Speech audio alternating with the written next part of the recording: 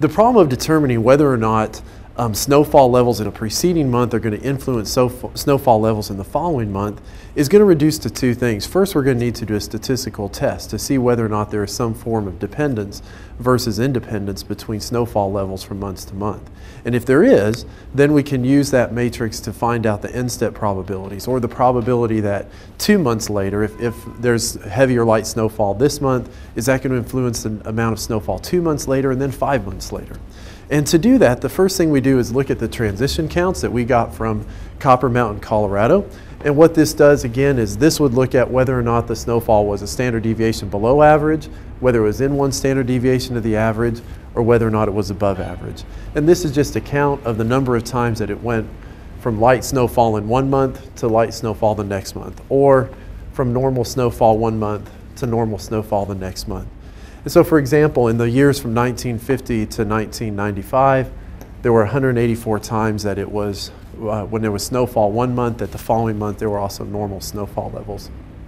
In doing that, we first need to do our chi-square test for goodness of fit, and we calculate the chi-square random variable as 10.3926. We compare that to the critical value of 9.47, and we reject the null hypothesis of independence. So that tells us that we have statistical evidence that there is at least one-step dependence in our data, which we're going to assume that there is. So from that then, we use these transition counts to generate our maximum likelihood estimates for our transition probability matrix, and we end up with the following.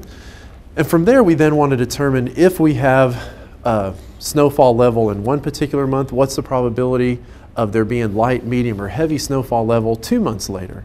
Which in this case, if in the month of October there was light snowfall, what's the probability that in the month of December there will be light, medium, or heavy snowfall, or any combination of those?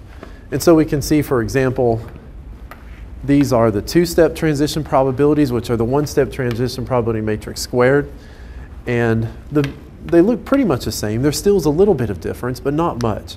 And if we look 5 months later, from the month of October to the month of March, you can see that the rows are all the same, which means the probability distribution has already reached its limit.